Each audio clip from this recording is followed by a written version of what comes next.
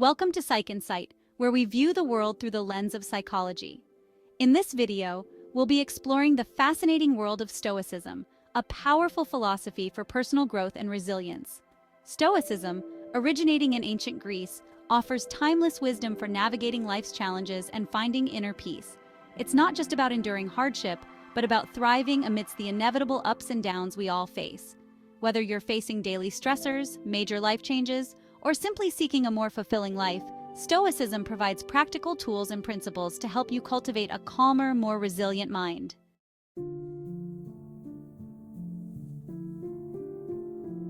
To appreciate the enduring relevance of Stoicism, let's take a quick trip back in time to its origins. Picture ancient Greece, around 300 BC. A man named Zeno of Citium, having lost everything in a shipwreck, found himself drawn to philosophy as a way to cope with his misfortune. Zeno's teachings, emphasizing virtue, reason, and living in accordance with nature, resonated with people from all walks of life. He began teaching in a public marketplace called the Stoa Poikile, giving rise to the name Stoicism. Stoicism's popularity spread, eventually reaching the Roman Empire, where it was embraced by emperors, senators, and everyday citizens alike.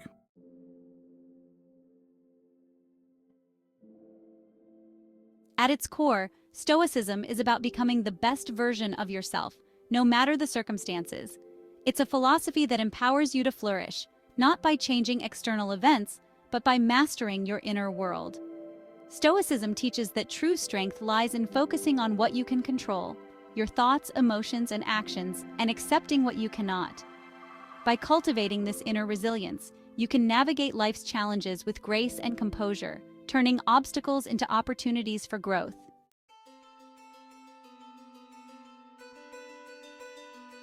Now, you might have heard the word stoic used to describe someone who is unemotional, someone who bottles up their feelings, but true stoicism is far richer and more nuanced than that.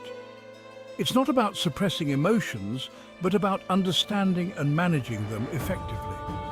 A Stoic doesn't deny their feelings, they acknowledge them, examine them rationally, and then choose how to respond. This approach allows them to experience a full range of emotions, from joy and love to sadness and anger, without being ruled by them.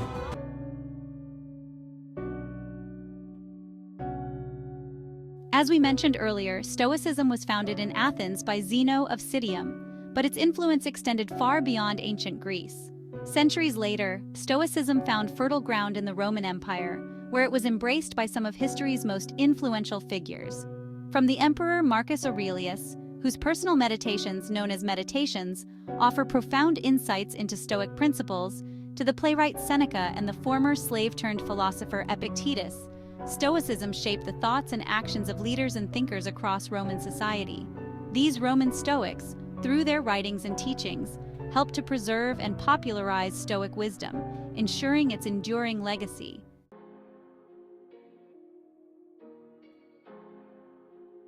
While the Roman Empire may have crumbled long ago, the teachings of Stoicism remain as relevant and powerful as ever.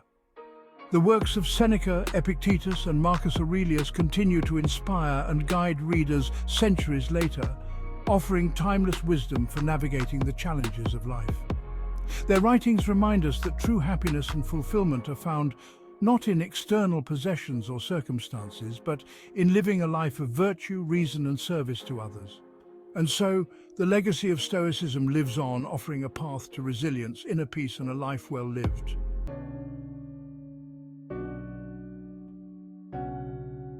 As Stoicism journeyed from the bustling marketplaces of Athens to the heart of the Roman Empire, it underwent a fascinating transformation.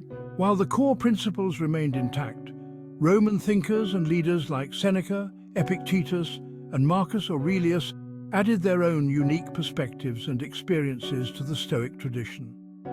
Seneca, a renowned playwright, advisor to Emperor Nero, and a prolific writer, explored themes of morality, self-control, and the importance of virtue in a world often driven by ambition and excess. His letters and essays, filled with practical wisdom and insightful observations, continue to resonate with readers seeking guidance on navigating the complexities of life.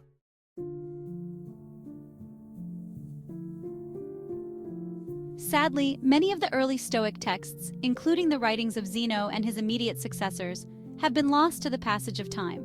Imagine the wealth of knowledge and insight contained within those ancient scrolls, now lost to history.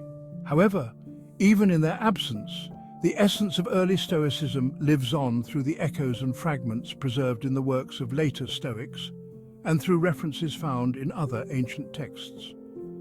Like archaeologists piecing together a mosaic from scattered tiles, scholars have painstakingly collected and studied these fragments, offering us glimpses into the minds of the early Stoics.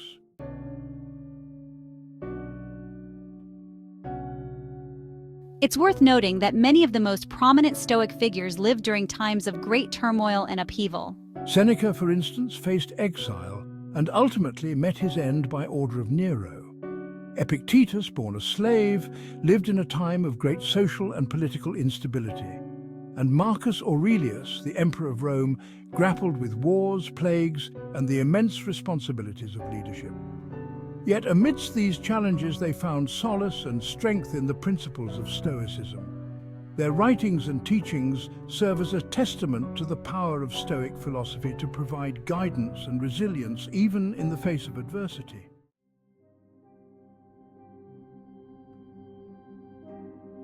At the heart of Stoicism lies a powerful concept known as the dichotomy of control. Imagine a circle divided in two. On one side are the things within our control, our thoughts, our judgments, our actions. On the other side are the things outside our control, the weather, the opinions of others, even our own health to a large extent. Stoicism teaches us to focus our energy and attention on what lies within our circle of control.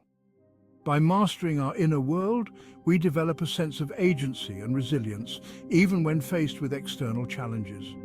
Worrying about things outside our control is like trying to control the wind.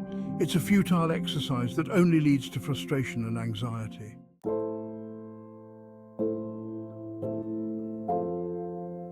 The first discipline of Stoicism, the discipline of desire, encourages us to examine and manage our desires. We live in a world that constantly bombards us with messages to want more possessions, more status, more experiences. But Stoicism reminds us that true happiness is not found in the pursuit of external things. When we attach our happiness to things outside our control, we set ourselves up for disappointment. If we don't get what we want, we suffer. And even if we do get it, the happiness it brings is often fleeting. The discipline of desire invites us to cultivate contentment with what we have, to appreciate the simple things in life, and to find joy in the present moment.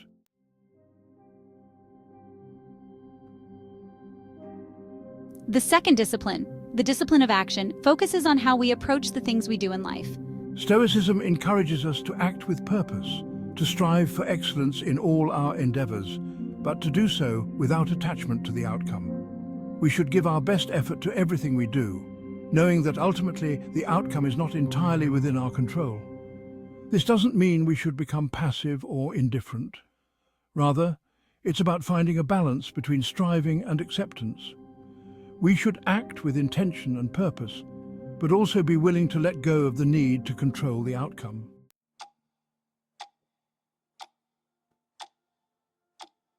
The final discipline, the discipline of assent, deals with the power of our perceptions.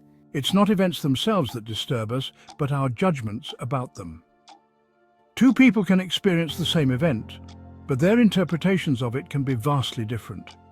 The discipline of assent invites us to examine our thoughts and beliefs, to challenge our assumptions, and to choose our interpretations wisely. By cultivating a more objective and rational perspective, we can free ourselves from unnecessary suffering and find greater peace of mind.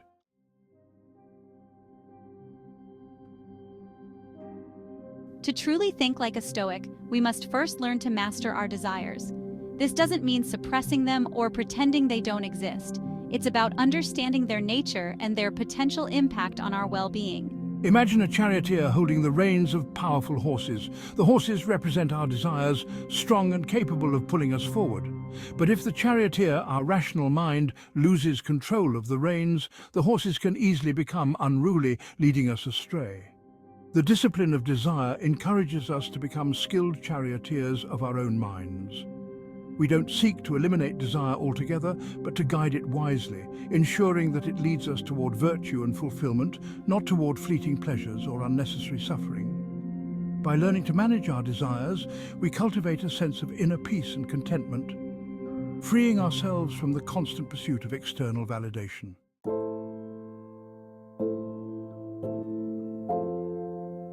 A key principle in Stoic thinking is the idea of detachment, not emotional detachment, but detachment from outcomes. Think of a gardener planting a seed. The gardener prepares the soil, sows the seed and waters it diligently. But the gardener knows that ultimately, the seed's growth is not entirely within their control. The gardener can create the best possible conditions for growth, but factors like weather, pests, and the seed's own vitality also play a role. Similarly, in life, we should focus on what we can control, our efforts, our intentions, our actions, while accepting that the outcome is not always in our hands. This doesn't mean we should become passive or indifferent. Rather, it's about finding a sense of peace in knowing that we've done our best, regardless of the result.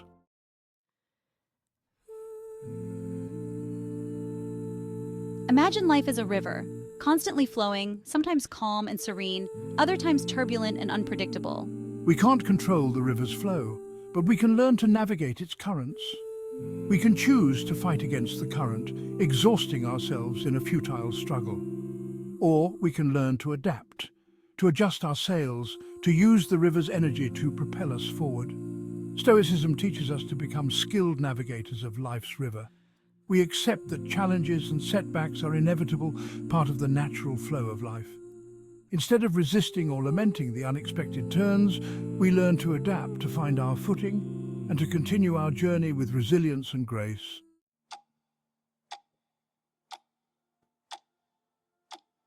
The discipline of ascent, perhaps the most challenging of the Stoic disciplines, invites us to examine our perceptions, to question our judgments, and to cultivate a more objective view of the world.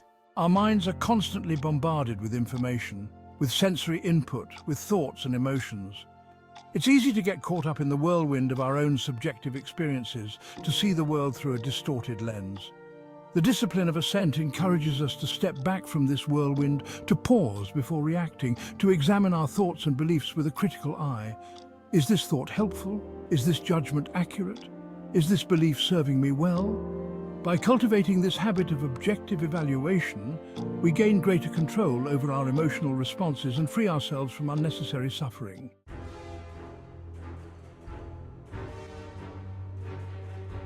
As we've explored in this journey through the principles of Stoicism, this ancient philosophy offers timeless wisdom for navigating the complexities of life and cultivating a resilient, fulfilling existence.